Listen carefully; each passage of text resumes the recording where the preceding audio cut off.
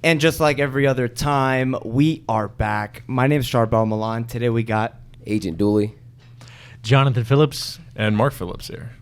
And this is a timeshare. So, guys, it's been a minute since we've been on the podcast. Thank you so much for having us today. Before we get started, if we just want to go around, let everybody know, what you do and kind of, before we dive in today. So, yeah, we'll start with these guys, man. I'll go last. Let's wonder about you guys. So my name is Jonathan. This is my brother Mark. Been in the real estate game now for probably 10 years, man. It's been since I was a teenager. Did everything from being an agent, had rental properties. Now we run a full-time flipping business, Phillips Brothers Acquisitions. Got a full sales team outside. We'll probably do close to 100 deals this year, and almost now we're in the multiple seven-figure net range, which is really cool as far as income goes. So built it up, man.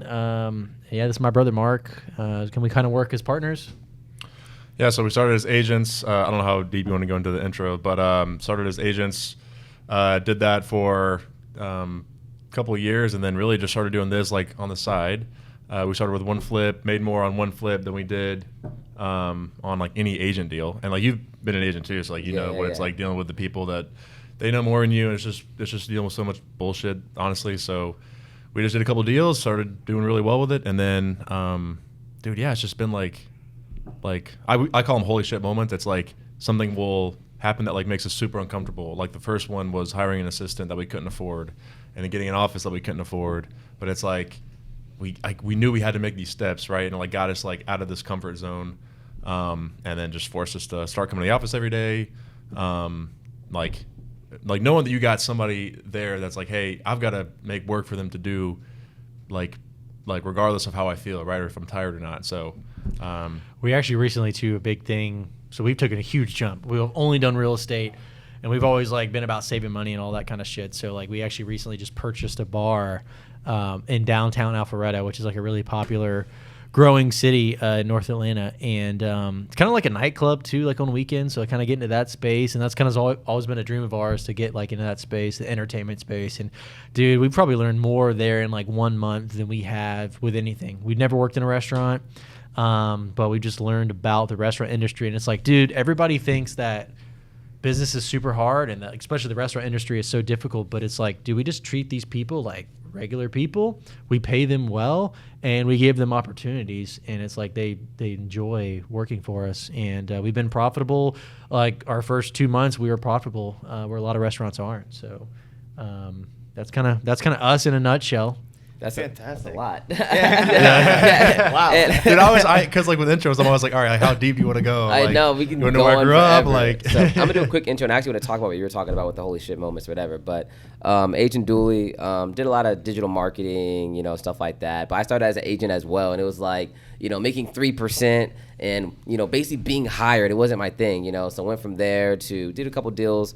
Started wholesaling. We actually did my first successful flip, because my first flip I lost 15 racks. Yep. We did our first flip over there in Atlanta. Learned so much. It was so easy.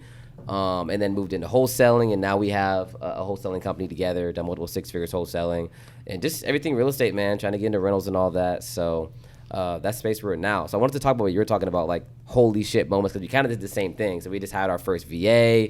We just doubled our marketing. So do you feel that's kind of essential to kind of go? Because some people will say that's kind of risky to do things that are out of your budget, quote unquote. But do you feel it's kind of a necessity to put yourself in a place where you kind of have to fucking succeed?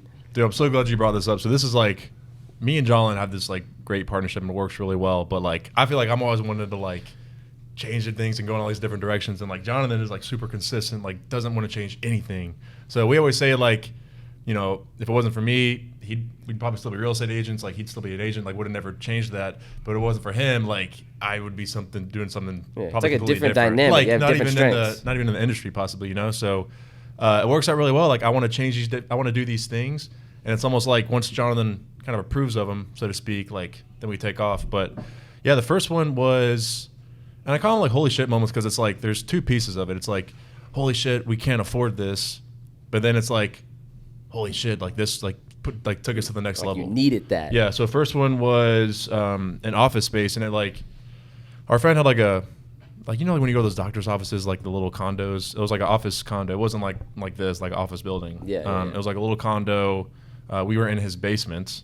It was like 800 square feet. I remember it was $250 a month for the rent. And I remember like, oh God, I can't do this. And then he, so after I signed everything, he was like, so like nonchalant. He was like, oh yeah. And then the utilities are $50 and like, there's this extra stuff. And he wanted a deposit. And I'm like, and this was like during COVID.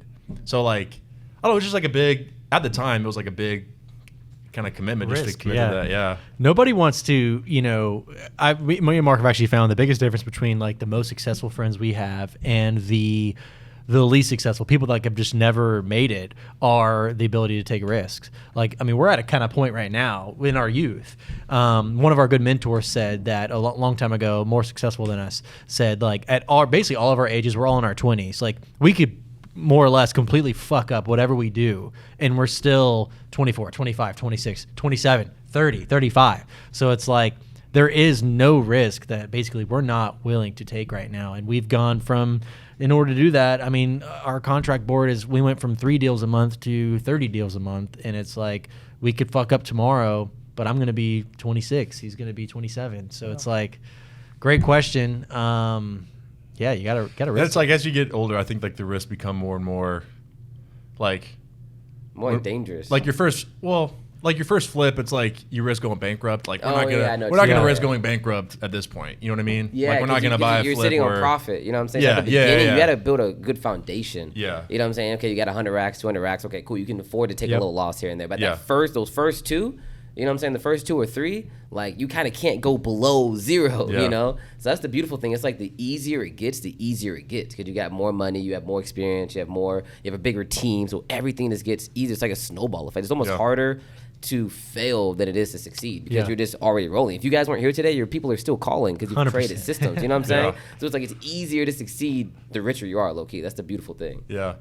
Yeah, I remember. Go ahead. I just wanted to add on what he was saying. I heard in another podcast, they were saying if you really break it down, entrepreneurship is just momentum. It's just building momentum. Dude, that's good. And it makes a lot of sense because it's hard to do, but once you do it, it's hard to stop. So it's like you guys have built a lot of momentum. And for someone listening right now who hasn't built the momentum yet, what were some of the things that you really had to do to even get that momentum going in the real estate space? You guys flip primarily, right? I think I kind of want to segue into this is I think momentum is not, it doesn't happen right away, but what I think someone can really focus on to get that momentum built, and a lot of entrepreneurs struggle with, is we call them the fundamentals.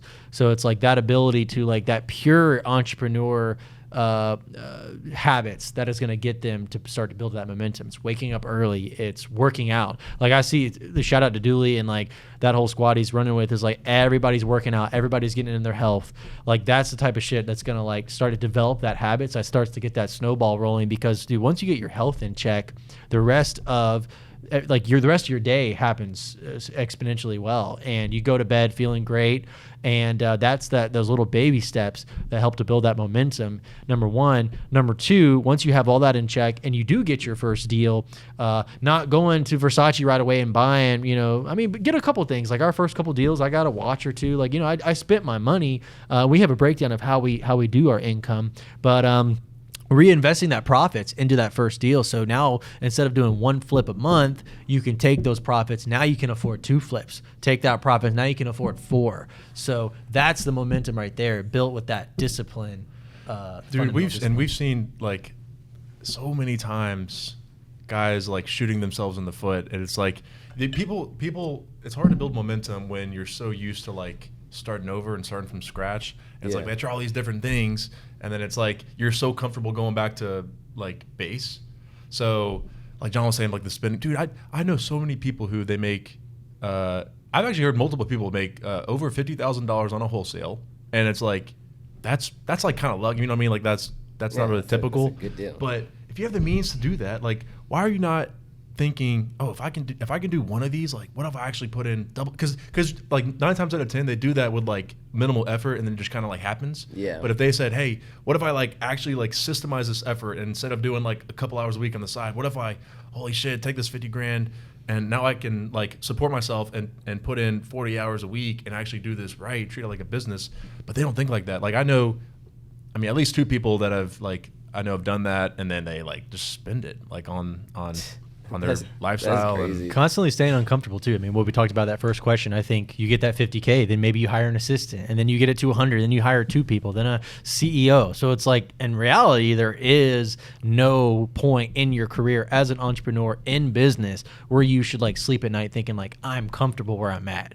I'm always thinking, damn, what if this blows up tomorrow, because we're constantly pushing the boundary. But not everybody wants to do that. You know, if you want to make 40K a year and be safe, you know? I mean, I get the appeal. I mean, not everyone wants to be like constantly uncomfortable. Yeah. Like it doesn't even sound good. Sure. You know what I'm saying? Yeah, but you know, so I get it. Like, think about it. To be able to just go to work from 8 to 6 or whatever, come home and not have to think about anything, and you're done. You hang with your dog and your wife, and you're just clear-headed. I get the appeal, but for me, I don't like that.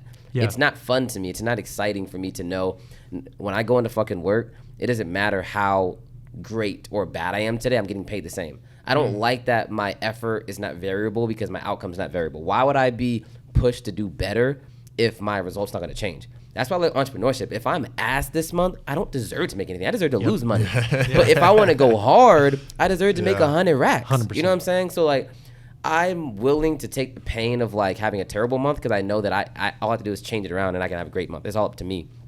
I don't like feeling like my results are from someone else's, you know, like based off somebody else. You know, I don't like that personally. So we just have to we just think differently. You know what I'm saying? I like being uncomfortable because it forces me to do things that I haven't done before.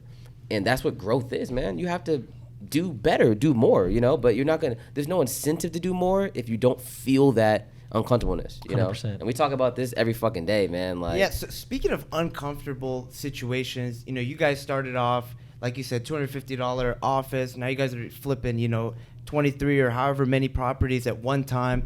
And, you know, before we get into that, before we get into the bar, transferring into brick and mortar, you know, financial literacy and whatnot, just even like, quote unquote, being uncomfortable, let's address the elephant in the room. You know, the market right now is making a lot of people uncomfortable. And even yesterday, we were on the phone with somebody who off rip took our price cut because they said they were under contract with someone else, wasted their time at that price, and their property's been listed too long, and they were like, I'll take whatever, I just need a sign. So we're already starting to see like people come to the realization that, hey, I might not be sitting on gold. So at you guys' level, how are you guys seeing and, you know, shifting for the market? Bro, so I think you just said it right there, right off the rip. They took your price cut. Like now more than ever, it's important to get these deals on the front end. So we have these conversations with our sales guys all the time of like, dude, I mean, we were getting away with murder so long, like buying these houses and then like listing them right away and then selling them for $20,000 above what they're worth. Like the market's already up 20%, and now we're selling it for 20 to 50. We had one appraisal gap for $100,000 more than what it's worth, and these are $250,000, $300,000 like cheap homes, right? So I don't know. There's going to be like, we look at it as like we're just day trading real estate, right? So like you buy low, sell high at the top of the market, and you can do it at the bottom of the market. So in theory, like you get squeezed on, you know, you bought here, sold here, and now the market's down a little bit. So you got to get rid of the ones that you bought high, if that makes sense. But then it's just like readjusting, getting in front of it as quickly as you can, getting those, like we call them price drops, like, or, you know, cheaper prices on the buy as soon as possible. And I think too, there's a lot of luck involved in what we do, but it's also, I mean, we're pretty well off because of the habits we've established for ourselves. It's not necessarily luck. There's a lot of luck involved. We've, you know, whatever, the market's been on our side, but I think all of us here, I mean, if something drastic happens and the market just takes an absolute dump, I mean, we're going to still wake up early the next morning. We're still going to go network. We're still going to do those things. So the top of the lions are going to eat, and the sheep are going to continue to be sheep regardless. You know, people, that's why we did get into real estate ultimately, because people need a place to live. So at the end of the day, nothing will change that. I think prices will go down, and I think we've adjusted for that. So if everybody listening right now that's holding on to their house, prices are going to go down. I can tell you that 100%. We've certainly seen it 10 to 15%. On our flips, prices have certainly gone down. Profits have gone down, and that sucks, man. I wanted to buy the Lambo this year. May have to wait till next year.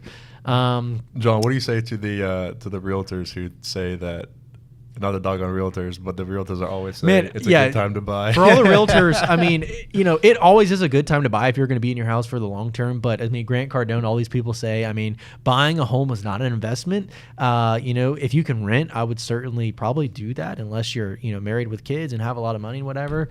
But yeah, the realtors are kind of killing it right now because they're saying prices are not going down and they're not accepting the change. And I think Mark and I mean, 3-4 months ago, started to tell our prospective sellers on the phone to say, hey, sir, the market is going down. Prices are going to drop. Here's what we can give you now. We call you next week. That offer is not going to be the same.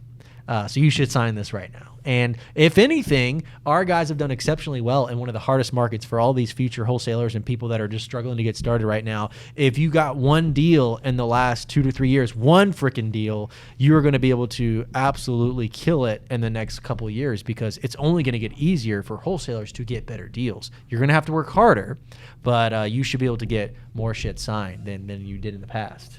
Would you say that it's all about taking the risk early on that, hey, we got to get it at this low of a price, and we might have a higher rate of not getting things under contract, but the things that do go under contract are real spreads versus we're getting 80% under contract, but we're sending out 40% terminations at the end of DD because the spread didn't make sense. So is it like getting over that limiting belief that, you know what, I'm not going to lose the sale if I'm just transparent and I'm like, hey, this is where we need to be, or we can't even go under contract. Sure. So that's just thinking like a day trader, like day trading psychology, like old-fashioned discipline. Like that's been like one of our biggest struggles, like going through this super hot market, is like continuing to like stay disciplined on like how you're buying stuff, if that makes sense. So like it's easy, like when the market's going up, like I was just saying, like sellers are asking more, and like it's easier to pay more because like of what just happened. Like, I just made $100,000 on this deal that I was only expecting to make 30, and that's actually happened before. So now it's like, does that mean that I can start paying 70 more for the next flip? Like a lot of people will do that naturally, but we've like really, really worked hard. It's like a struggle. It's a constant struggle to stay disciplined on what we're buying. Yeah, to your plan. Like stay like I used to trade at Forex or whatever. It's like that's the thing. Like it's such a psychological, it's like psychological warfare. You know what I'm saying? Like you make a lot of money, so you're like, okay, I can take a little bit more risk when literally you have a plan. Stick to the plan. And so it's just greed and fear. You know what I'm saying? Either I'm fearful, so I'm not going to stick to my plan, or I'm greedy, so I'm not going to stick to my plan. So like I think that's so interesting, and it takes a lot of confidence and just a lot of like consistency to like make a shitload of money, but still maybe give up on a deal where you want to offer $20K more, but it doesn't fit your criteria. Because I respect about you guys, because you guys be giving us hella low offers. So like offering some deals, man. I'm like, these guys needed $50K under, but I respect it because you guys are not losing money on deals. Well, we've come close, and I will say, so to comment on what you said about if you keep your costs once you go under contract, if you keep that cost relatively low and your time investment relatively low, you can afford to put a shit ton under contract, because at the end of the day, to what we talked about a couple minutes ago as well, you don't know what that seller's really going to take once they go under contract. So the honest truth is, I mean, and this is kind of sucks for sellers out there, but dude, I learned, high level from years ago, just get it under contract. I mean, if the seller wants $220, we've gotten $70,000 price drops before. So it's like, I mean, shit. Now you can't be too crazy. You got to stick within your criteria, but we used to have what's called the 10% rule. So if the guy wants 10% is what I give our sales guys, can go up and down. You can change that 25, whatever.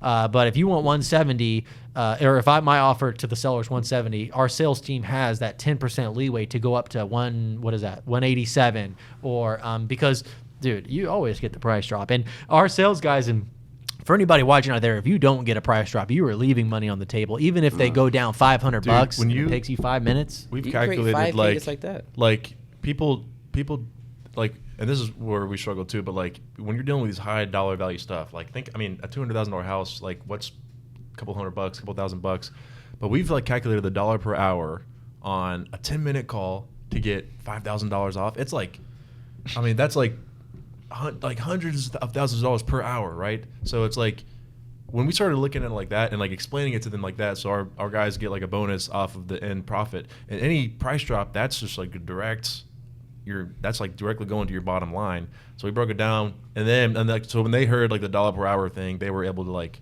understand that better. But yeah, it's because the thing is, like, it's always a negotiation, right? Like you're negotiating with the seller, and I've heard people say like, oh, you're fucking with seller's livelihood if you ask for a price drop afterwards. But it's like, you're already buying it low. Like you're trying to get it as low as possible. You're not forcing like, them to sell. Yeah, no. Nobody's it's- forcing yeah, them I to mean, sell. It's it's not not say a yes or no. Yeah, like it's sales. It's just like, when, anything. It's just always a negotiation. Right. So. Yeah, I want to take him back on something that he had told me a couple weeks ago, talking more about the psychology and a limiting belief. I can't get the price cut. He was telling me for Forex, and I found this so interesting, that his best trades were while he was asleep. Talk about that. I love that. Yeah, concept. because again, I was trading like baby money, whatever. But I just learned so much about myself when I was trading either stocks or day trading, whatever.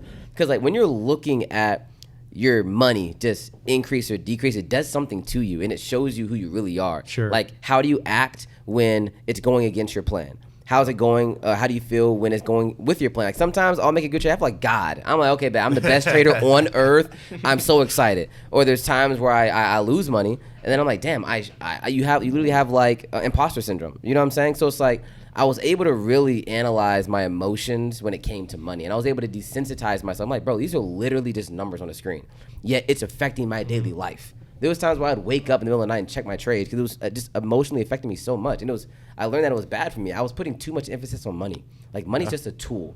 You know what I'm saying? Like, to me, it's for survival for the first maybe 50K, 100K. That's survival. Okay, Sure. can I live? Then after that, it's just a tool. Yep. Because you don't really need, what else do you need? You know what I'm saying? Other than shelter, food, whatever. So my best trades when I was asleep, because you set like a take profit and a stop loss. So for me, I'm supposed to set the trade and just leave it. And it either goes this way or that way. And sometimes either I would not let it go up to the point it was supposed to go, or sometimes I let it go below where it should have, So my best trades were really when I was asleep, because that's when I had to follow my plan, because I wasn't there to interrupt, my system. So it just showed that sometimes the best thing to do is nothing. Just make your plan and follow it robotically. The only thing that was affecting me was my emotions. And stay patient. Nobody wants stay to. patient. Nobody. It's not sexy to be patient. I always tell the sales guys the fundamentals are not fun, and coming in here making calls every day, doing the same thing every day is not fun, man. And doing that, you could make a lot more. I'm going to stay in this trade because it could go way up. It's going down, but it could be going back up. When you're watching Yeah. it hit your stop loss, like nobody ever exactly. gets out. Yeah, it's just sometimes our emotions fuck us up. Like that's why like when like AI is changing the game, because AI does not have emotions. It just follows the plan. Because I promise you, we create good systems. The systems are good. They work.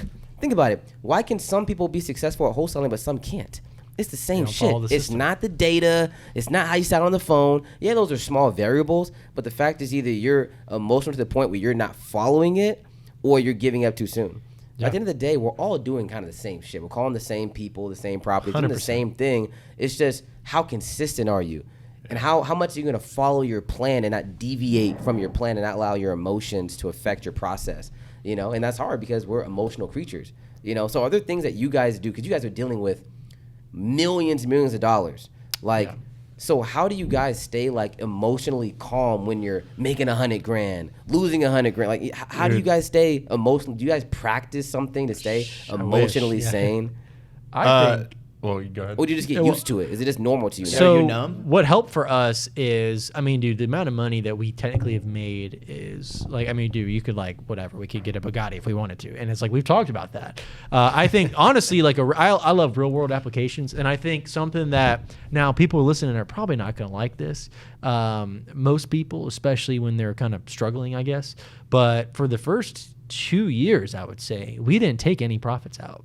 So to be honest, it was like it was almost monopoly money. Like, we made like $900,000, whatever, and we didn't take $1 out. And it's like, shit, we talked about this the other day. We're like, shit, if we each took out $450 each, shit, we could do whatever we wanted. We could go to Vegas, we could do whatever, but we took that money out and we were still grinding on our other shit to be able to pay our bills. So we were living off of 3, 4, 5K a month. So to us, we had that money in the bank.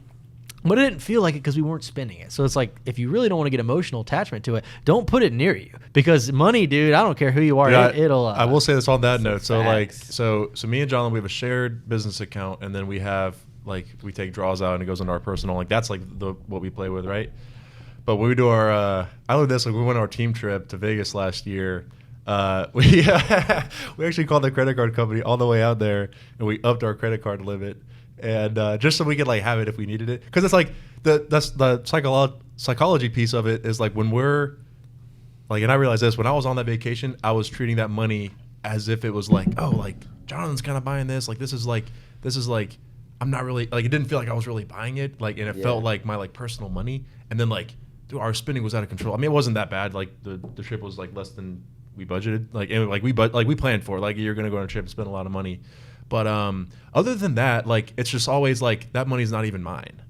It's like I look at it as like this is like money in a separate account, but like it's not used for anything other than like trading. It's for your future. Yeah. Now I will say that, I mean, I would love to hear, like, I mean, it's me and Mark talk about this every week. Like, it's tempting to be like, damn, like I could go get that Lambo, I can go get that Rolls Royce right now. It's like, you know, that, and we talked about this earlier. Like, at what point do like all the guys that have these? At what point, like, do you go buy it? You know, nobody's be able to give like a good answer. Okay, now I can afford it. Do I buy it cash? Yeah. But like also too, in real estate, that cash always has a better use. So if your Lambo's $300K, if you put that in your business, you're going to make $3 million off of that. So it's like there is no right time to do it. So, you know, I'd just be curious. What do you guys? I mean, like, cause like I haven't figured that out yet. Like, at what point do you do it? I mean, what do you guys think about this though? Don't you guys think, in some instances, driving that Rolls Royce or the Lambo or doing what you want to do, sometimes it can put you in a emotional state where you're like, I need to get it back now. You know what I'm saying? Because the thing is, we're so logical that it's like, damn, I know what money can do for me. Sure. So spending it on something is a waste. But sometimes we forget to mention like our emotional ROI. You know what I'm saying? Like, I just have a Tesla, which is like a normal ass car nowadays. But every time I drive that bitch, I feel good as fuck. I don't know what I spend for it, how much I pay for it. I just know that it makes me feel good. So when I wake up, I go and I fucking want to kill the day. Well, you know what I'm saying? Well, so Tesla's different than a Lamb. So like buying that. Yeah. I mean, Lamb is they're like, still different. But like that's such a great point because everybody says that. But like what you're doing is you're not leading with revenue and you're just justifying like a bad decision. Like, but why is it a bad decision though? Why is buying a car that you want to buy and that you would enjoy? Why is that a bad decision if you got the bread for it and you can still invest in your business? Like if you buy a Lamb, are you going to be poor after that? Or what's the situation? Like what I mean by that is, are you buying the car as a reward to yourself, or are you buying it because it's ego and you want to attract attention? No, yeah. What are you doing it for? Because I heard someone else say he was like he was talking about a Bentley, but he was like, I got this car to remind myself that I'm him. A lot of people get the car. So like my takeaway from what you just said was like, oh, I'm gonna buy this to like motivate myself, right? Like to like push myself to the next level. Is that right?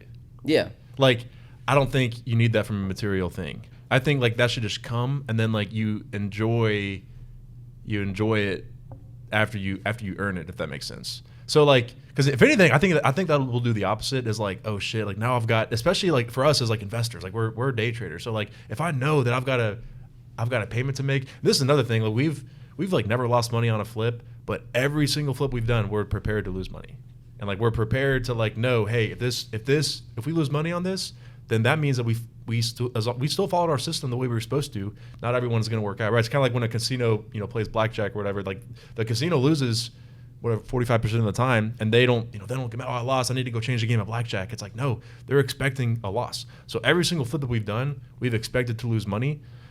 And if I've got a $3,000 car payment and it's like, holy fuck, I can't lose money this month. I'm not gonna be in a good emotional state. Then it's gonna be like. So the solution is then worse. wait. Yeah. It sounds like that's just. But then again, Lambo is like into the spectrum. Like that's what I'm saying. It's like a Lamb is different than a. Bro, you can get like a little Model S. You know what I'm saying? Do your thing. Yeah. You still fly as fuck.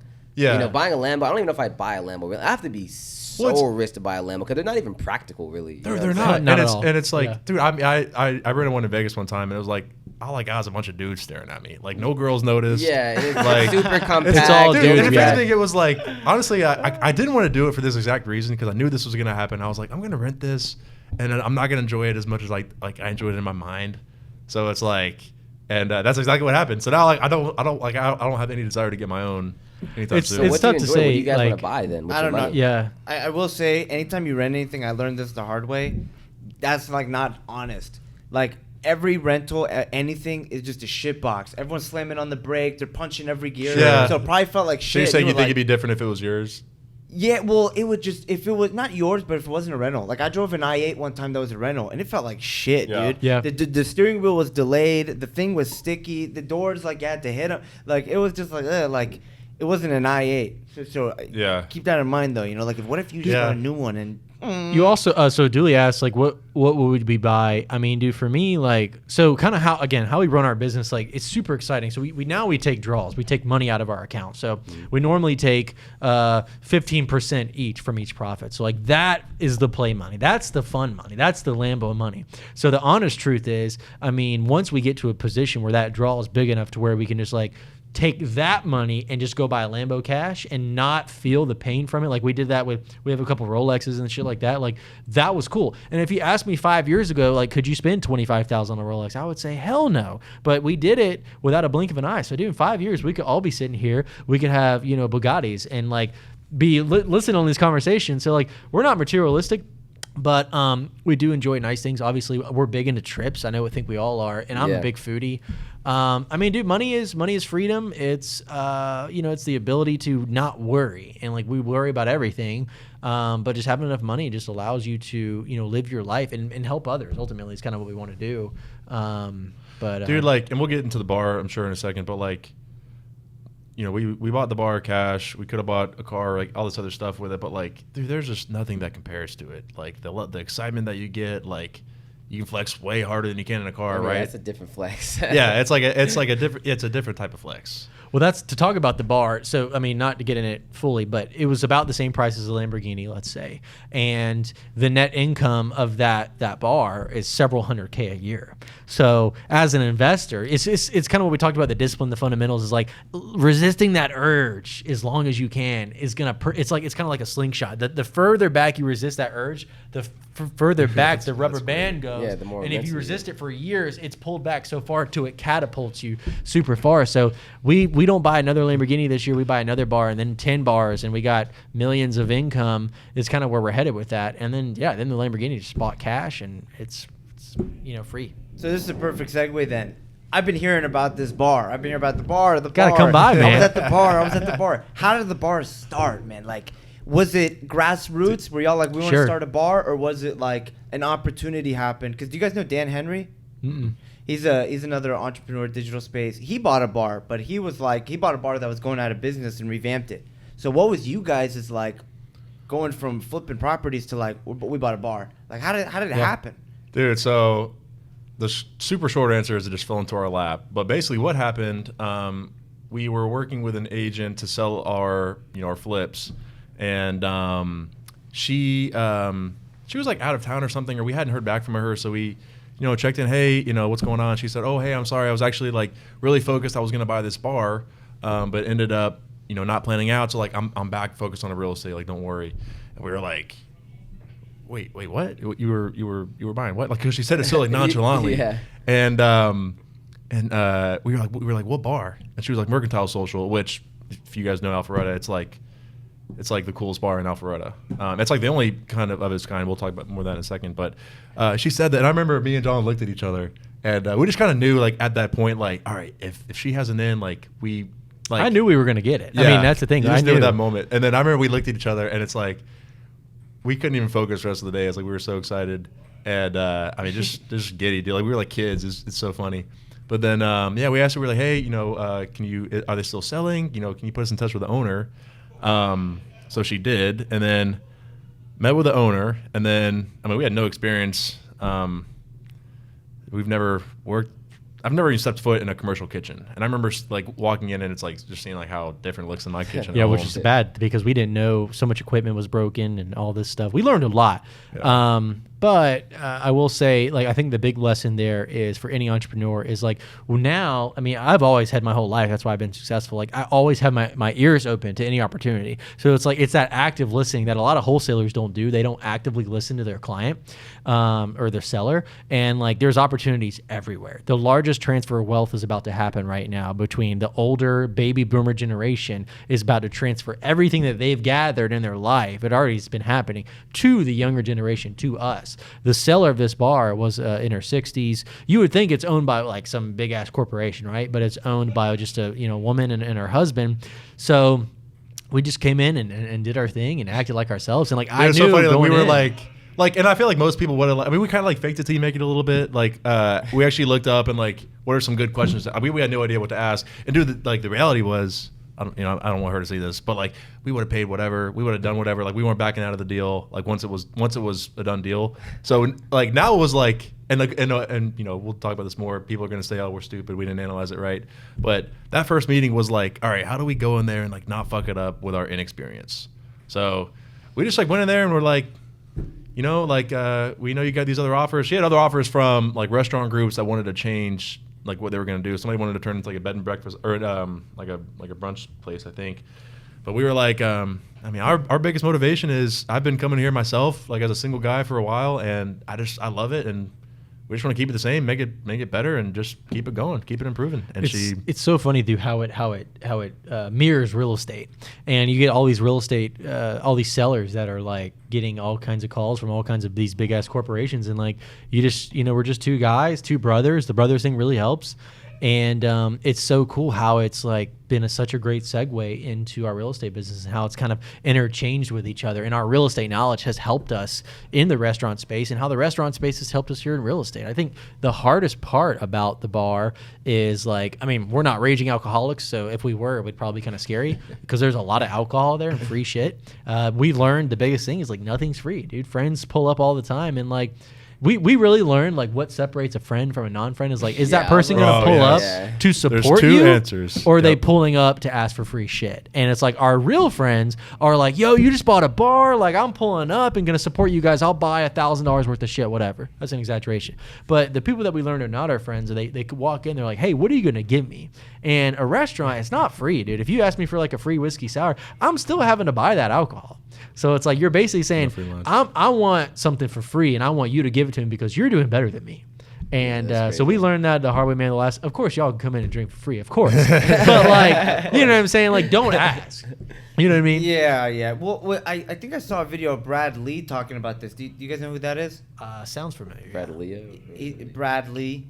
I think no, that sounds familiar though. He's a badass, but he was saying that he's like, that's not a friend. That's like a user. Dude, yeah. That's like a leech. You gotta cut those people off. I've had, and like, it's just a wake up call, dude. I had friends come see me the other weekend, and dude, they left 5 minutes after they saw like, oh, I guess Mark's not giving us free shit this time, because like usually I just do it, but I kind of realized like, hey, they're just kind of mooching off of me, and it's like John, like we kind of went into this like with like real estate eyes, like, oh, like everything's like, oh, dude, we kind of had like the realization of like, if real estate's profitable, everything's profitable, and that was like a hard wake up call. Like you got to be way more conscious of like.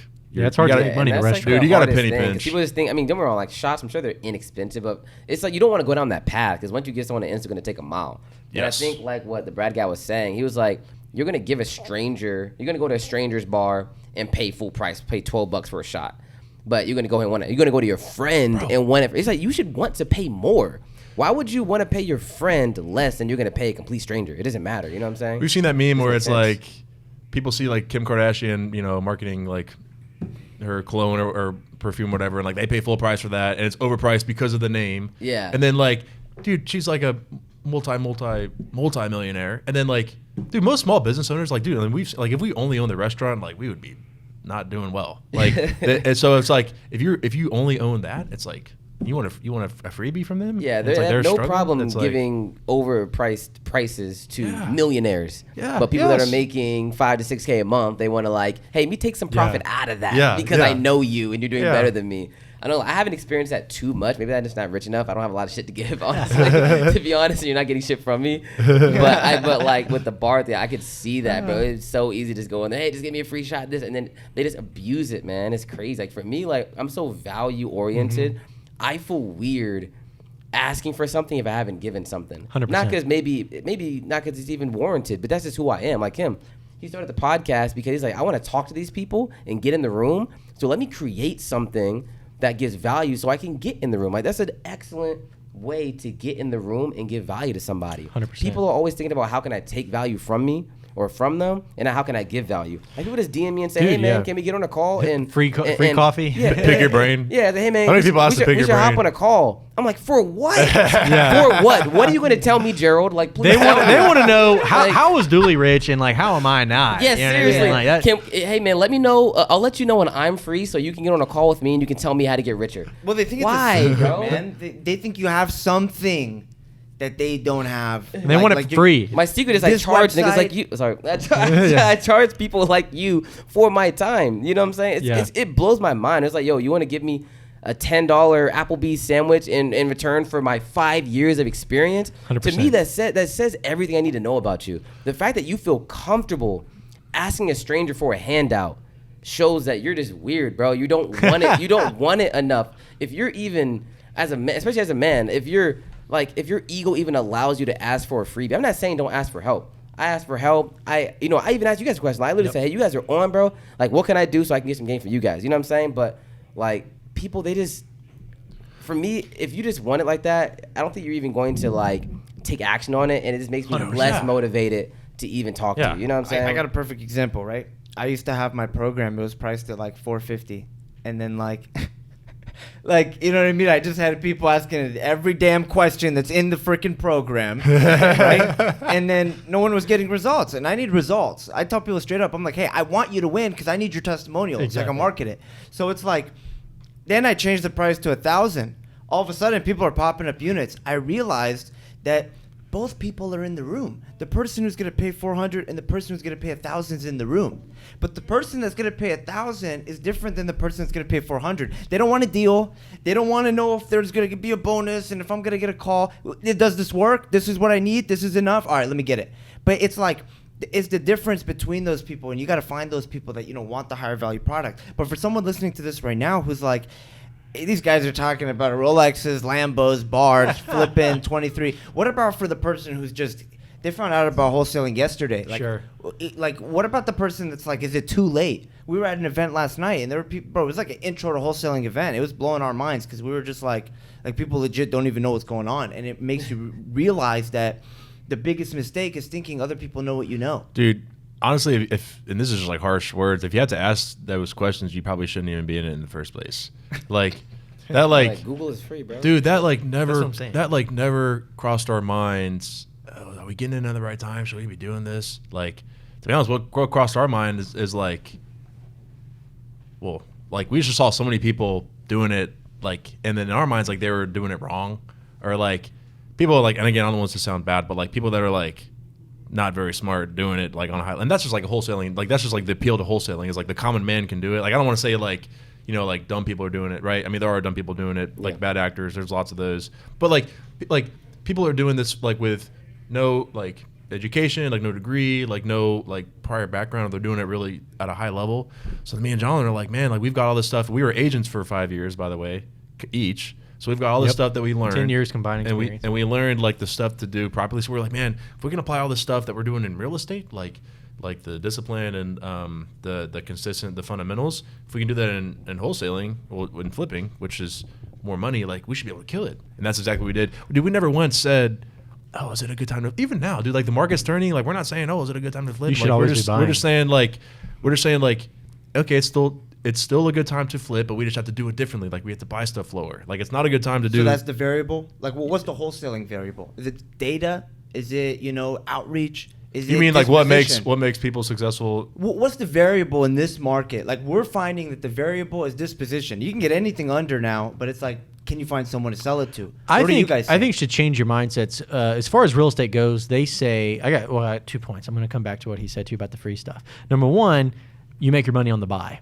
So I think in a changing market, the only thing a lot of people should move their focus on is where am I buying? Because there's always, because that other end buyer is also buying, but their price changes. So your price should change on that initial acquisition, or the A contract is what they call it. Mm-hmm. But as far as back to the whole free stuff, people picking your brain, you get a lot of that. And the dude, I mean, I get DMs on the reg. I'm sure we all do. I would love to take you for a coffee. Dude, our hourly rate is in the thousands of dollars. Unless you write me a check for 10 grand, I'm not going to a fucking coffee. Number two, what have you done to qualify yourself for that coffee? Because to what Dooley said about, dude, Google, real estate investing. There's so much free game out there. Ryan Pineda, some of these big players, Brandon Turner, Bigger Pockets. There's so much free shit out there. Before you go message somebody who's doing the thing and trying to get some pick your brain, some free game, come to me and say, hey, man, I've read 50 books in real estate. I've listened to 1,000 hours of podcasts. I've got these contracts. I got everything ready. Here's my problem. Here's this. And then I have a deal for you. Something like that to give me some value. But don't come to me, dude, for a $10 mediocre coffee when, it's costing me $1,000 to go meet you for coffee. And then not even offer to come to the office, too. They're like, I had one guy that was like, I live in Atlanta. And I was like, oh, you can come to my office. And he thought that was too far. He's like, can you meet halfway? And I was like, no, I can't fucking meet you halfway for $1,000 to That's a fuck teach no you. for me. That's a fuck no for me. It's a no for me, dog. Well, dude, and then to Jolin's point, it's like once you do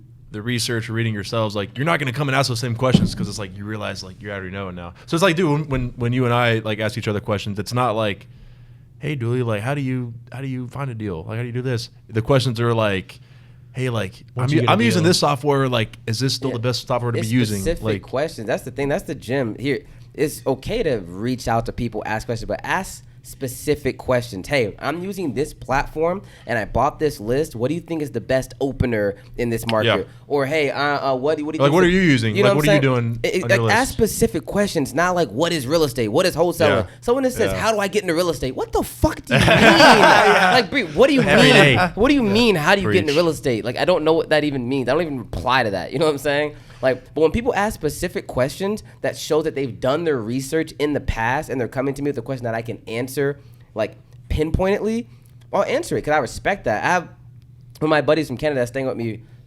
He actually put him on wholesaling, and he was coming to me asking, like, dumbass questions because I'm his friend or whatever. But I even told him, I hold all people accountable. I was like, bro, you're asking me stupid-ass questions like, how do I run comps? Bro, go on Google, go on YouTube, figure out how to do it, then ask me maybe the best way or the best strategy for X, Y, and Z. You know what I'm saying? He was way too dependent on me. Or like, hey, I ran this comp. Can you look at this and see if it's right? Exactly. Hey, right. That's way different. I found this deal. I called this person and I said this. What do I do now? Yeah. In a week after that conversation, we actually have his first deal in the contract that we're closing early November. You know what I'm saying? So like, I walked in one day and this man's just making calls. Yeah. Doing this. I'm like, bro, I didn't even tell him how to do that. Like, so that one conversation, I had to hold him accountable to, bro, like, I'm your boy. But stop asking me these fucking stupid ass questions because I'm going to hinder your success if you think that you don't have to go out there and do your own thing and you can just come to me for all the answers. And when you push someone to go out there and hunt, sometimes that's the best thing you can do. If I just go and I just bring you a fish, you're never going to learn how to go out there and fish. Like, for real, you really have to learn this shit from, like, the gutter. Like, we've been through some shit as partners, bro. But that shit made us better. We've got scammed on deals. We've, because we didn't read the contract correct. You know what I'm saying? But it was like, damn, okay, we lost 5 racks. I'm so glad this happened. Now, instead of losing 50 racks when we're buying our first triplex, you know what I'm saying? So every time we take an L, we don't think, oh man, what was me? We think, okay, cool, that fucking sucks. But how can we take something good away from this? Because that's all you can do. Even if I'm being delusional and there's no silver lining, I'm gonna make one because there's nothing else to do, bro. Yeah, you can 100%. low-key manipulate your mind into thinking things are positive, even if they're not. But if the result is still the same, doesn't matter if it's real or not. At the end of the day, we're all delusional as fuck. We're trying to be 1% earners. So it's like you really can't be realistic because realistically, you're just being average. That's what the realism part of it would be. But Dude, we're trying to be so great, you almost can't think normally. You have to be actually kind of insane, Dude, I was going to say one thing that kind of tie all this in together. All the gurus out there need to kind of stop with, like, all the books say, like, go find a mentor, go read a mentor, go do this, go do this. And it's like all these people are looking for mentors out there. And it's like, you just can't straight up ask somebody, do you want to be my mentor? Because they will tell you no. And if they tell you yes, they're probably not somebody that you want to be learning from because the average person is busy as shit, especially the average millionaire is super busy and they don't have time to mentor you for free. So for everybody listening out there that's like looking for a mentor, your mentor needs to be authors. It needs to be podcasters. It needs to be, they can mentor you without like physically knowing you and being with you in person. I like Grant Cardone's a mentor. Like, we don't yet know him physically, but everything he spills, the knowledge and all that kind of shit is gonna do what a mentor can do. So everybody's looking for a mentor. Everybody wants the free game. I think the theme here from this segment is just do the work and figure out what your value proposition is, because everybody has their own individual talents. Everybody's gifted in one way or another. I have like this, they call me the gut. I have this like gut wrenching skill to be able to figure out what we should offer on properties. That's my value, and everything else I have somebody else do it. So figure out what your value is as an individual, because we're all unique, and be able to give that to somebody else, and they'll spit what they've learned to you. Let me ask, what do you guys think of this? Because I'm like not in the education game, right? So it's like, I know like as like educators and like people that have like, courses and stuff, like like the pitch is like, hey, anybody can do this. Like, what do you tell people? It's not But like, actually. when you well, like, I give the opposite approach, man. What I tell people at the end of whatever sales presentation, I tell them, to be honest with you, man, you're not like cut out when for it? somebody asks you, like, hey, your product, it's the best product, right? Everybody wants to go, mine's the best product. Yeah. We have the most students there, and we around the world, we got this award, and we got it. But that's not at all what you want to say. That builds sales resistance. What Yeah. you really want to say is you got to be like, to be honest, man, I don't know if our product can even help you. I need to know more about your situation and what you're willing to put in before I can let you know if our product can help you. And it kind of catches people off guard because they're just used to everybody trying to sell. Yeah.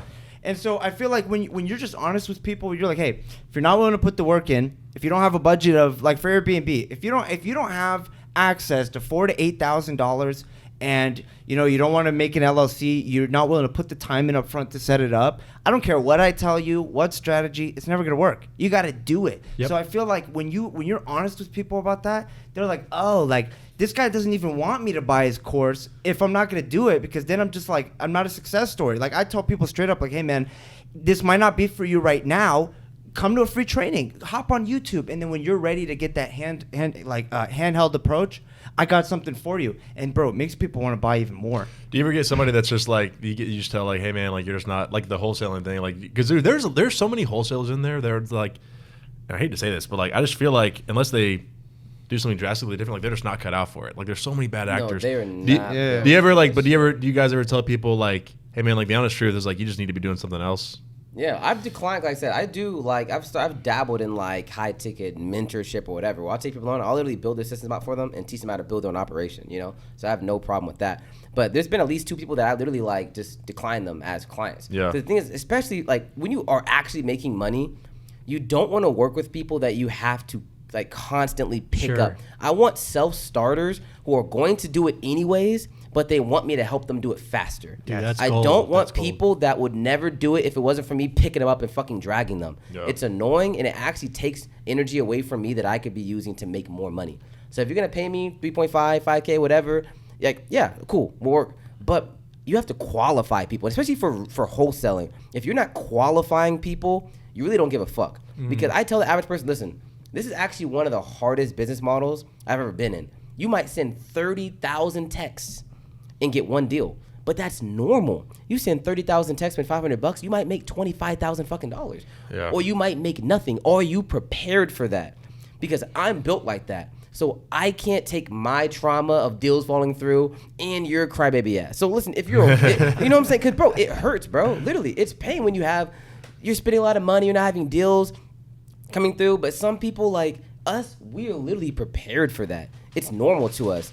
So I told the average person, listen, if you don't think that you can realistically go through that, like pain and that uncomfortableness or whatever, and still keep it pushing, it might not be great for you because the numbers are not in your favor. But Dooley, let me ask you a question. Let me just on this topic, right? Have you found, because, have you found that those people, I don't want to say are easier to close, but are more motivated to invest in themselves? Have you found that the people that are already willing to do it, they just need your information? Yes, Or because they see it as an investment. They don't see it as I'm spending money, I need it back. They're seeing it as I'm investing in an accelerated way to do what I'm already going to do myself. And they understand the premise of basically copying someone's system that's already done and putting their work behind it. But there's some people, they're paying because they want someone else to blame. They want, I have a mentor, so if I don't succeed, it's on you. 100%. I fucking hate that, bro. That's why everyone wants this mentor shit. Yeah. They don't want to listen to Grant Cardone because they can't blame him when they don't close a deal. But they want someone, they want to pay, I'm going to pay you $500 in a fucking Applebee's coffee or whatever, so that when I don't get a deal in 26 days, I can blame you for my lack of success. For me, I'm the opposite. I want everything to be my fault.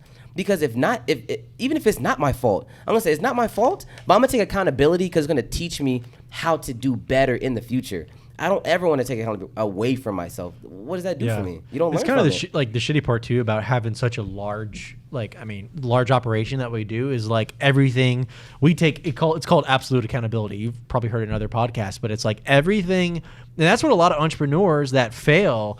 Like, I mean, to be honest, the people that we haven't worked out in this organization that our business, they have somebody else that they blame for everything. And absolute accountability is whatever happens in your life is a direct cause of you. It's your fault. If one of my sales guys fucks up a deal and somebody else gets the deal, it's my fault because I didn't train the sales guy effectively. If a property blows up and doesn't sell for what I thought, it's my fault because I could have checked the electrical to make sure the property was wired properly. If somebody doesn't work out as a sales guy, it's our fault. So I think having that accountability, being prepared to lose. What a lot of UFC fighters, like you hear them talk, when they step in the ring, they're prepared to die. They're prepared to go to battle, and they're prepared to lose their life. Yeah. That's their job. Our job is not hurting people, but our job is making money. So as an investor, you have to be absolutely ready, prepared for your bank account to die. And if you're ready to die physically, then you should be a fucking billionaire because that's some crazy shit. But yes, we're prepared to lose everything, so that's why we do make what we make.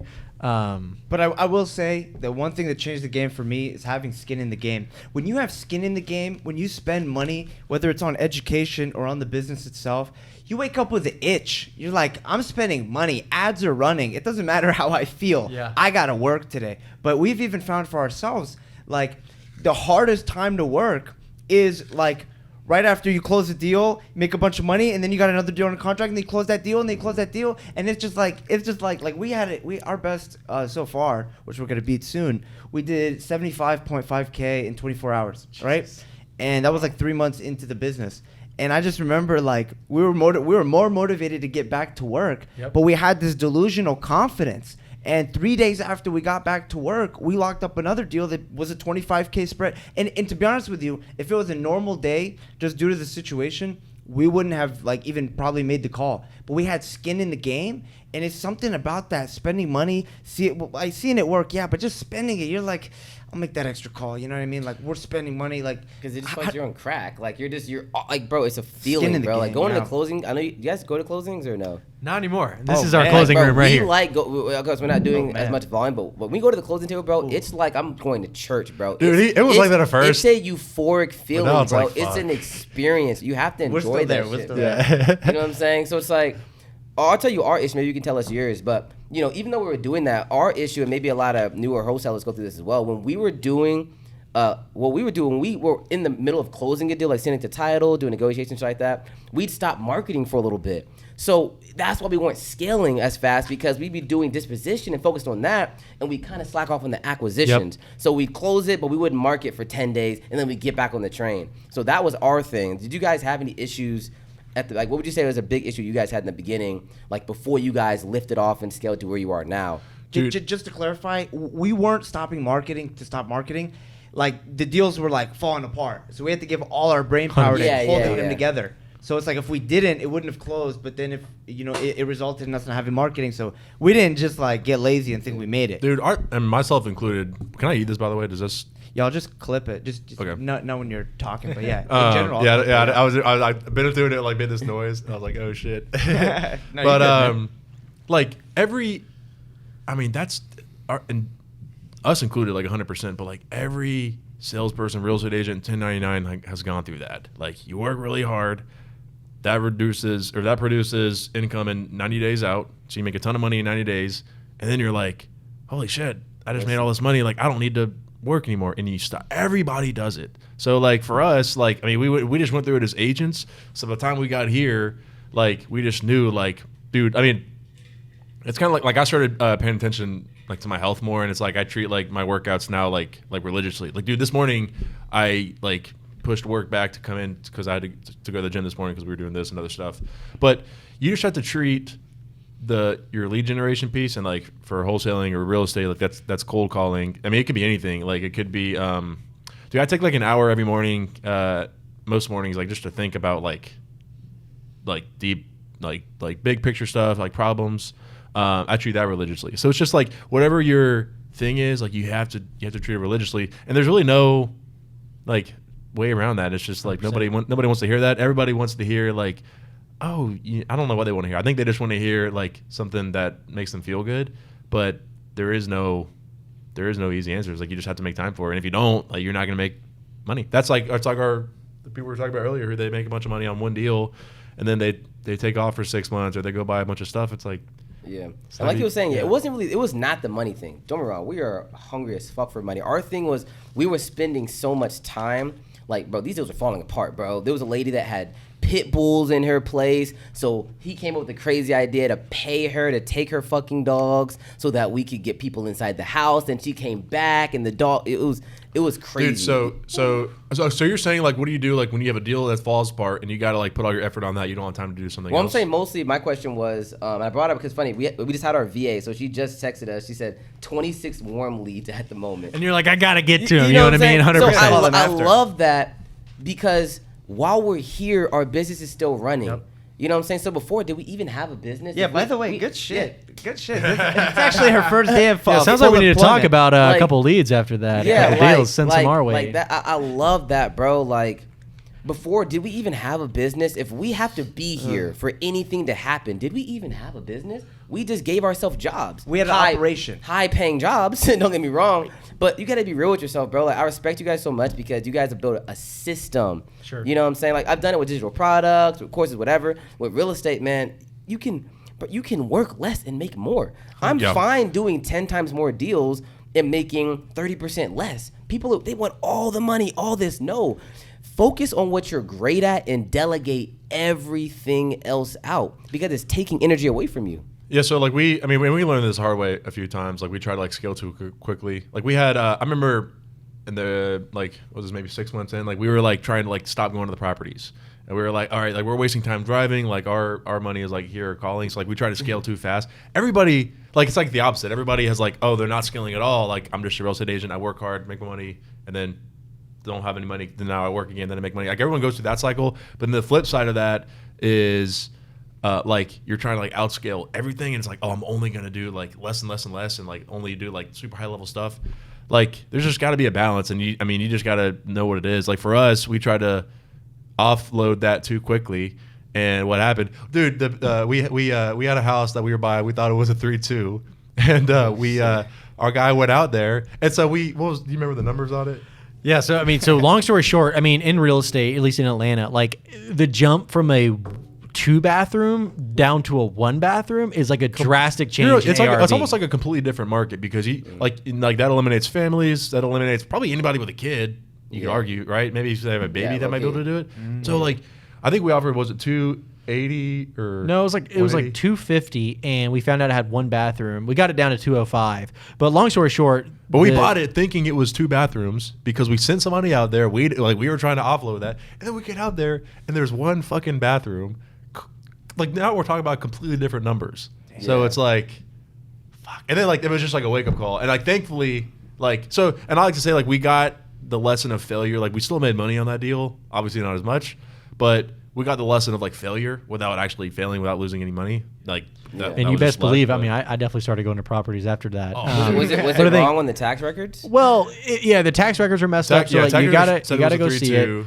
And I think the biggest thing, like I see all these entrepreneurs that want to outsource everything right away, and don't forget why you got where you are. It's because of your manpower, your actual ability to be able to get work done. And that goes back to this. It's funny. All of this whole theme is your first deal, keeping that money to be able to leverage. There's a lot of stuff that me and Mark now, we still are in the nitty gritty every day, but instead of working in the business, we're working on the business, and we've leveraged like going to get lunch. That takes 30 minutes or 40 minutes sometimes to drive somewhere, go get lunch. So now that's outsourced, and that could be done right away. That's 40 minutes saved. But like driving to properties, for the longest time, I was like, you know what? I'm going to have to do this because nobody has the vision that I do. And it could be the difference in a $10,000, $20,000, $30,000 profit. So the dollar per hour, back to what we talked about earlier, is the highest when I go out to look at these properties. But going to get lunch, going to do my dry cleaning. Mark has someone do his shopping for his food, his clothes, all this stuff. So all of that, someone does his cooking. So it's like that kind of shit should be outsourced before you outsource the stuff in your job, because the job is making you the most money. Cooking, dry cleaning, whatever is not. Or even having a driver. Like Mark was saying the other day, maybe we should hire drivers so we're able to work in the car.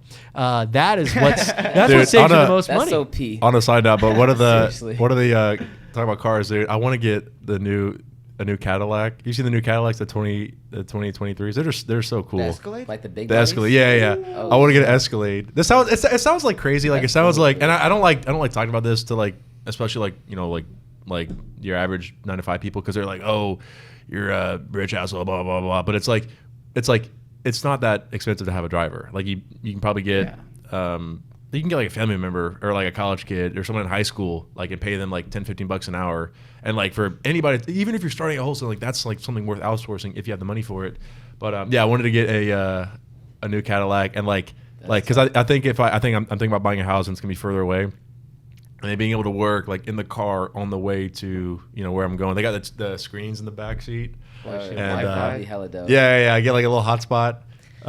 That's crazy, man. Yeah, I don't know. I don't know if I'm gonna do it because they're so expensive right now. Yeah, But- what are they? Are they like? Because there's a shortage. Are they Dude, like, they're Everybody six. wants them. They're what is that? Are 100. they like 100K? They're 100,000. Yeah, they're like Isn't that 120. crazy? You look at an SUV, you think it's nice, Bro, Yeah, but yes. it's like you can get like a fucking Corvette, and you think that's like flexing, but the dude in the Cadillac that's sitting in the back seat, he's the one that's Yeah, up. exactly. You know? Yeah. It's exactly. crazy. Or like the people with these Raptors that are like 80, 120K. You think it's just Dude. a regular ass car or a truck, nice truck? The Yeah. fact that, that's like- like 3 Teslas right there. What the hell? The fact that an F-150 is over 100,000, like just saying that, it sounds like it's nuts, dude. It's crazy. So that's why it's like, I don't think like it's I'd like to do it. I don't think I'm gonna do it just because it's just dumb. I mean, it's still Just not. do it, bro. I feel like you don't want to do any, bro. Do something for, bro. If I don't see you in something nice, bro, like, bro, you guys have fucking rollies on or whatever. But I feel like sometimes you kind of convince yourself out of doing it.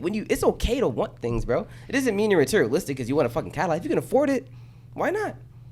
Like, Yeah. seriously, why not, bro? Seriously, why not? Like, So what's the should we end this now and go to Cadillac? We'll pick right back up live from Cadillac. Seriously, make a vlog, bro. Of Um, course, bro. I don't care, bro. Do whatever you want, man. You guys have earned it. It's all about too, like, what is that investment gonna save you? Because like 100K in the grand scheme of the business that we do, and for folks listening, this is the beauty of real estate. It's not a lot of money. So like you got to look at it. That's where the difference between the Lambo and the Cadillac. The Cadillac has the drop down seat, even a Maybach, dude. It's got the fucking drop down seats. It's got the place to work. So it's like it's a running office, bro, like a Sprinter van or some shit. So it's like if you're allowed to work without like, dude, I commute 40 minutes to this office every day. So like if I had a driver that was able to save 80 minutes a day, like my hourly rate will technically pay for that Cadillac in a couple months. So there is where it, as an investor, it makes sense versus it never makes sense to buy a Lambo unless you have like a product that like your image is based, you know what I'm saying? Like your image helps you sell. Yeah, right. But like when you can afford it, I know we talked about this in the beginning, but like if you can afford it and you got a lot of extra cash, right now it's best for us to do our business, but hey, let's do this again in a year and maybe, I mean, shit, who knows what we'll have. Yeah, by the way, speaking of, I just want to go ahead and say, man, I really appreciate you guys, just the hospitality, having us here. I know you guys go Of back course, with of Dooley, course. but we met the other time, and it's just been great. The way you guys move is definitely the type of energy I like to be around. People that are confident in themselves, but also are confident in working with other people to 100%. work together to get results. So, yeah, I really appreciate you guys having us here. We have been going for like an hour and 10 minutes. We can go as long as you guys want. But I just got to put that out there. We're in you guys' office currently. Here, man, literally. At your office This in is just their Alpharetta. boardroom of their office. Like, I appreciate the love. People in the back just grinding, bro. Yeah, you, right. can't make this shit up, bro. Like 6-7 employees. Seriously. I want to say one last, like, if we're in closing, I mean, at the end of the day, there's no secret. A lot of people talk shit about us, so like, oh, we had it made, whatever.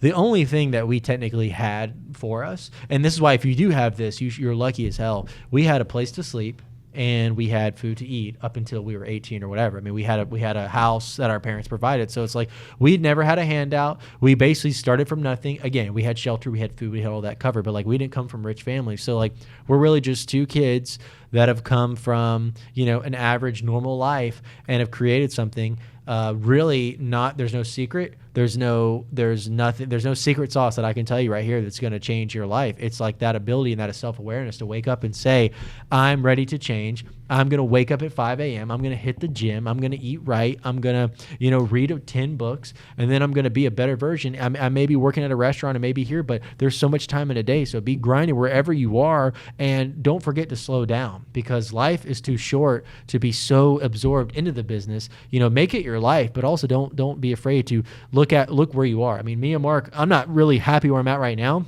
just because I have a never enough mentality. But like if I look at myself 5 years ago to where I'm at right now, I'm like, oh shit. I was like, a lot has changed. So celebrate the small wins in your life, getting a first contract, getting a seller to answer the phone. Like those are those big wins. So celebrate life, micro wins, and celebrate life, and just enjoy your life, travel, and be good to people, and they'll be good to you. That's what I got to say.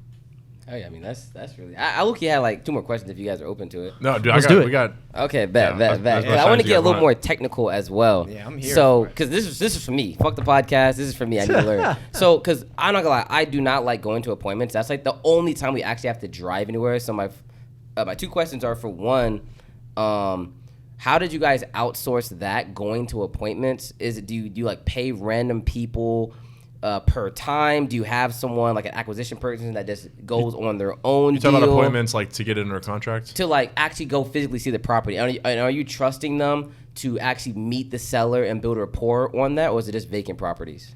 That's actually a really great question. I think that's a lot of there's again, perception of the real estate industry. We get every property under contract without ever meeting the seller. It's all done via phone, and that's just proper scripting with your sales guys, making sure that they know what to say, and then letting them know like, hey, this is our process. We've done this so many times.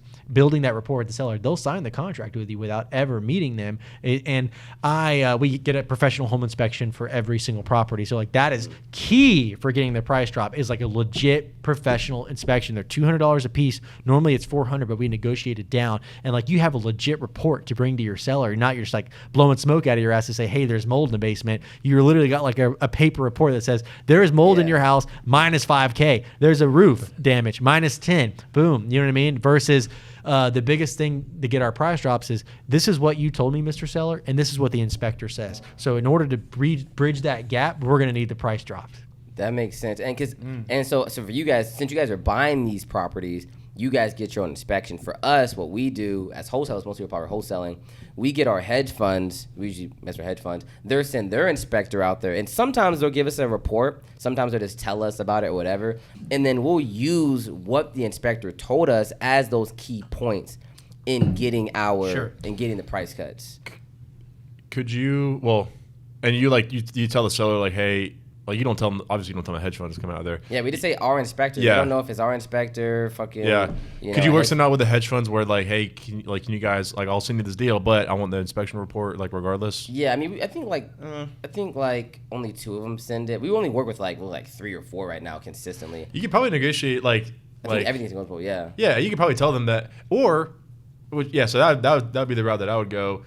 Or, I mean, honestly, dude, like, it might be kind of redundant, and maybe the seller won't let you do it, but like, dude, if you can get your own inspection, then you can like price drop them on your own. Because too, sometimes the hedge fund ones, like they might not be as detailed, or like they might not be like the same kind of inspection that you're gonna get. But if you can like find a good inspector yourself, I mean, why would you not do 2 inspections, pay the $200, but like over the long run, dude? I remember when we first realized this, the first price drop we ever got, it was from it was like 140 to 130. Dude, and we were paying $100 inspection on time. Like, we weren't doing the actual detailed reports. What is that? That's 100. That just paid for the next 100 inspections. So it's like, That's true. That's a good way to think of it. So it's like, yeah. So it's like, why would I? So then you do that every single time, and it's like, why wouldn't you do it? The problem we've been having is that like they'll use their inspection to price cut us. So then we take the exact same info to go price cut them. Seriously. Then you have, but in that case, like then they're going to give you the report. Like of course, if they're going to price drop you, then they're going to give you a report regardless. But if they don't, then you still have nothing, which you still could go get your own and still get even more. Like, again, always ask for the price drop, because like it's unlimited dollar per hour or super, super high, whatever it is, right? Yeah. So there's no reason, unless. Now, sometimes like the seller's gonna be like, "Oh, I don't want anyone going there. You only get one shot." Then it's like, "All right, Mr. Seller, we're only gonna do this." Or once. a multiple property owner. We're like, we have some guys that the deal is already so good. Yeah. The guy owns 50 properties, and like we really want that. So like for this, it's almost like an investment for the future. For the sake of that relationship and the future deals, we won't drop the price. Although we really want to, we know we could. We don't, for the sake of that relationship for future deals. So you just kind of got to play with it. If you think about it, like, you should always ask for a price reduction, especially when it's kind of towards the ending. What we kind of do is we say, hey, The good thing is this meets our criteria. We can close. Start on a good note. Then we say, but you know what I'm saying. So we have However, good news. We have good news, but stop smiling. Don't smile yet. And then we tell them the issues that we had, how it can be resolved. But hey, so what is going down 7 point? When sometimes we'll do our numbers really specific, like, hey, we're at 170, we can do 162. Makes it sound more like whatever.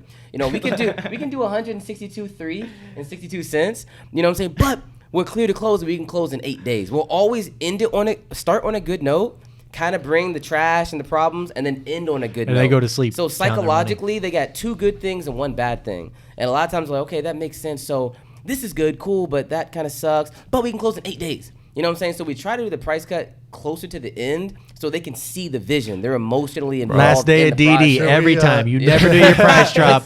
Day 1 of DD, you do it the last day. People will say it's manipulative, and I'd say it is too. I mean, like it is what it is. It's manipulative, but it's like not. Is it manipulative if the server, like when the server comes and says, hey, can I start you guys off with some drinks? Like no one is saying, you're forcing me to buy drinks. It's just it's business, a sales man. tactic. And Like, that's why I we've had look people at say it. no. We've had people say no. And the thing is, I'm not gonna lie. Sometimes I get scared to not scared, but like it's nerve wracking to go into a conversation getting ready for fucking war. Yeah. And they're already uptight. Now you got to ask for this. We have people fucking get mad. That's you know. I'm ready to die over this conversation, man. We had a guy, bro. We had a guy that basically his house was fucked. It was, but it was like 20K fucked. But for us, we were already so high. We were at. He got an offer for 250. We sent it to 255. Forgot about him, and we were like, he signed. We were like, oh shit, like this is okay. So he signs at 255. We go out there, bro. There's mold, asbestos, roof, water damage. Everything's fucked. And so basically, we get an offer for 162, and we're like about to puke. We're like, dude, we're at 255. We call him up, bro, and we get him down. Dooley pitches 120. He says, can he go up a tad? We get him at 127, right? So now this is like over 40K deal. No JV. We no nothing. We're just paying closing costs. We're like, well, goddamn. And then next thing we know, signs the agreement, gets him at 127.5. The weekend happens. We ended up working with a private investor we knew, but we tweaked and we listed it still. So people were just showing up to this guy's house saying, we're ready to offer 205. And so he's like, what the hell? And then his daughter shows him the listing. So he goes ghost over the weekend. We wake up on Monday morning, and I'll never forget it. It's 8:03 a.m. My girlfriend was going to work because she was like, what the hell, did someone die? But I wake up, and I'm just like, what the fuck's going on? I throw Dooley on speaker. He's like, read the email. As I'm reading the email, Dooley's just like, fuck. And the guy's literally like, he literally said, I'm terminating all negotiations with this property, and I will not be communicating further. Like, he just goes to us over the weekend. We're closing in 3 days. We're outside of DD with the buyer. We've already accepted our offer. And so basically, we get him on the phone, and he basically he's trying to go around the curb with Dooley, right? Because I acquired the guy, but Dooley was like bad cop. He would do the price cut and all that stuff, right? Yeah. We do good cop, bad cop. Every team's got that, man. So then Dooley tells him, Dooley's like, what is it? And he's like, personal reasons. I want to keep the property. But we know his stepdad or his father-in-law is dying, and that's why they need to move. So we're like, he was like, personal reasons, you mean money? And he was like, yes, exactly, I mean money. And then we were like, what's wrong? We negotiated the price. Do you want a little more? What's going on? He's like, what's going on is you're about to make $80,000 on my house for doing nothing. And we were like, what are you talking about? And he was like, I got these people pulling up to my house over the weekend talking about they're ready to pay $205. And then I go on the internet and we're like, dude, this was in the agreement you signed. And then he just shut up. He was like, oh, checks the agreement, and he's like, oh crap. So then he's like, tries to make it an ethics thing. Once he realized, yo, you said we can list on the MLS. We put it in a stipulation. Not like we used the GAR form. This is a stipulation. So then I remember we're on a 30-minute call. Him and Dooley are duking it out. And then it just got quiet. Bro. For literally, I kid you not, 45 seconds is quiet. I thought someone disconnected. And then Dooley's like... He's like, look, man, or you say what you said. Bro, it was at the end, bro. It was crazy. I was like, bro, you got a family, I got a family. We don't want to. We had kind of pull hey, if you don't sell it to us, we're gonna put a lien on your property and take you to court, or you're gonna have to pay us $30,000 even when you want to sell it to the next person. You know what I'm saying? So, dude, the jig was up. The jig was up. So I'm like, hey, man, we don't want to do that. We made it seem like our attorneys. We're like, hey, man, our attorneys are going to put a lien on your property. You're not going to be able to sell it, man. It's going to be messy. So listen, you got a family. I got a family. Let's just meet at this number and let's get it over with. Like, literally got that fucking mental, bro. And we ended up having to go up like $15,000. Lost $15K just like that. Send me the info for that 205 buyer just to make sure they're legit. I'm going to call them. I'm going to get the contract from them, and then we're doing the same thing. We're like, hey, just because someone offered you 205 doesn't mean that they're going to honor that. We can close in 3 days. We are closing in 3 days. But just because someone made you an offer doesn't mean that they're going to be able to go there, inspect it, not come down just like we were, you know? So it was tough. And we might have been able to save a little bit more money, but we had to give up $15K just like that, you know? And going back to what y'all said, the only thing that saved us was he was like, I want you to send me the inspection report now or deal's off. Oh, yeah. We had the report, bro. Because the other company passed on us, but they sent us the report on why they passed on the deal. So us doing an inspection for a buyer that never even bought got us a report, and we sent it in 5 minutes, and he looks at it, calls us back at a different attitude. He's like, okay, yeah, it is going to be like $100K to fix this shit, but, like, I want a little more money. Like, it was like, bro, it was crazy. Like, that was the one deal where we were like, damn, like, we just jig is up. Yeah, we just spent a month and a half, and we fucked it up for ourselves. Like, we put it on the MLS for no reason. We just didn't have patience, like you said. Yeah, and, I mean, dude, nobody, think back to last thing on the entrepreneur spending money. Like, dude, let's say an inspection's $500, but it gets you, what is that, a $50K price drop, whatever it is.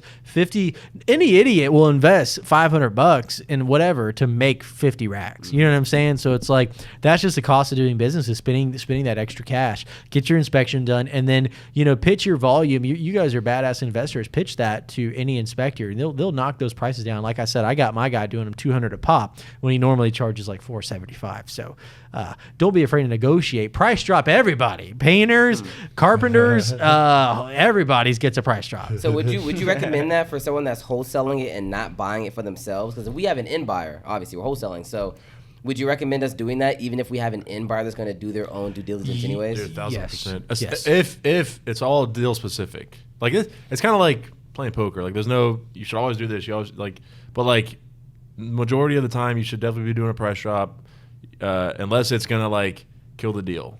If it's not gonna kill the deal, there's no reason not to. There's never an excuse of like, oh, I don't want to spend the $200. Like that's not thinking about it the right way. And so do you like actually send them the report? If they ask, we'll go through it line by line. We'll say, all right, you know, and the biggest thing is, here's the gold here, is what gets them is what you told me on the phone is not what the inspection says. So a lot of times they'll say, this is black and white. HVAC replaced in 10 years. Sir, the report says HVAC is 20 years. That has to be replaced. Roof is 10 years old. Sir, the roof is 20 years old. Like, those are some bigger examples, but literally the report contradicts completely, because we take notes verbatim on what they say on that first call. We ask about the condition of the property. If the inspection doesn't match that, price is coming down. But in the rare occasion that exactly what they tell us, hey, it's got mold, hey, it's got whatever, it's asbestos, then there's no really justification for a price drop. But 9 times out of 10, or 10 times dude, out of 10. Dude, those reports, like, so you can always find something. Yeah, still ask. Because the thing is, they can get mad and decline it. You can still close. Okay, you're mad at me, but we're still closing. You know what I'm saying? Or you got a little upset or whatever, but you're still getting your price. You know, there's actually no reason to not ask. Even if you can get $2,000, that's rent. You know what I'm saying? Like, it's crazy. You can really create $10,000 like that. Should we tell about the bomb? Dude, so we had one property, we call it the bomb. Didn't know where that was going. The day before, so we call it the bomb. The day before closing, we had this agent that was like trying to rush the closing. She was like, I want you to close in 2 weeks, whatever. We couldn't get an inspector to come out till, like, let's say it's a 14-day closing. Inspector didn't come out till day 12. So we had 1 day to review the report. Well, long story short, inspection came back, shit ton of problems. We needed like a 10. They had already moved out of the house. Oh my god. So they moved out of the house. And like, okay, this is like a tip for sellers. Like, don't move out before it's closed, but like, don't tell them that you did, because we had never been there. Like, they just told us that they moved out. So, what option did they have? Well, you know, yeah. What was the bomb though? So long story short, like the day before closing, we asked for like 15, 20K off. We settled with 10K off based on the inspection, because they wanted to close so quickly and our inspector was backed up. So we dropped this giant bomb. We call it the. But dude, we were just in this mood at the time. Like, we were like ruthless. Like, we were like, if we don't get it, like, we just can't close.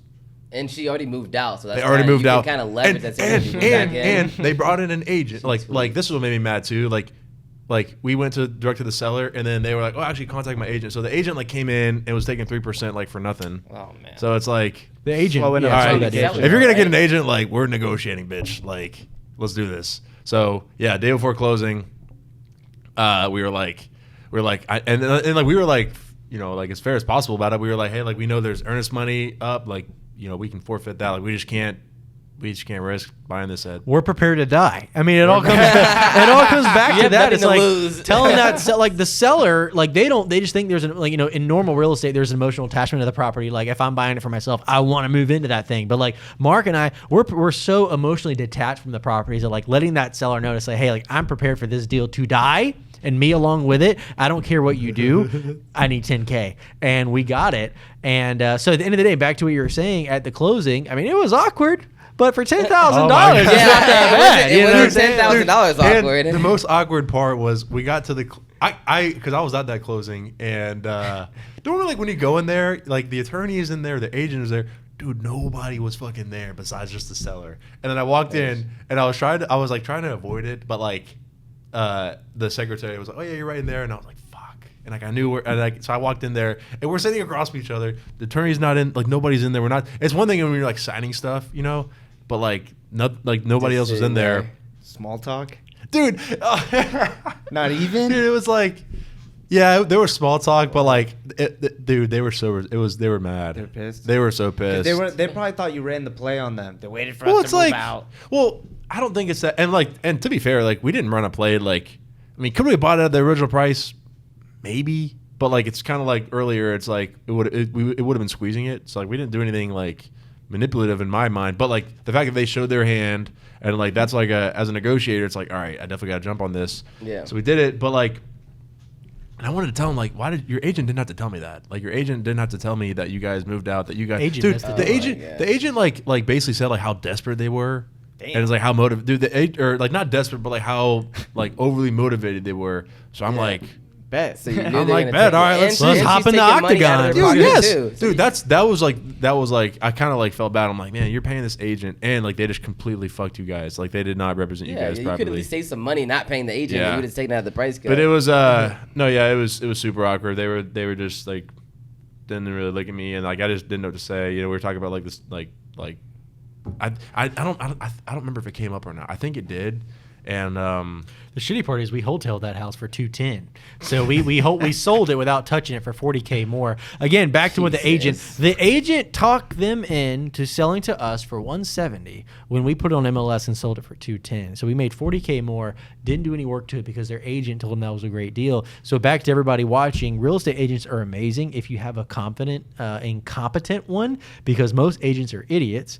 And we did really well. But again, do the right thing. We didn't do anything illegal.